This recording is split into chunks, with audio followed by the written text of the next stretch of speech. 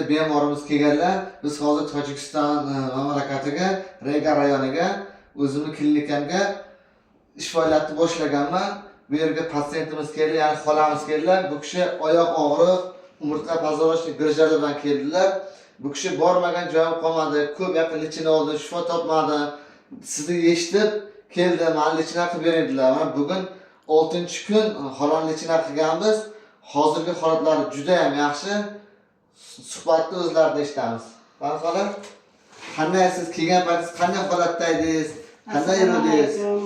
Hurmatli kasallar, men ancha yaxshiman. Nodirjonning klinikasiga kelib, oyoqlarim yaxshi bo'ldi, girijalar yaxshi. 6-kun toyoqni taylab o'zim yurayapman. Qani yuring chiqaram. Malades.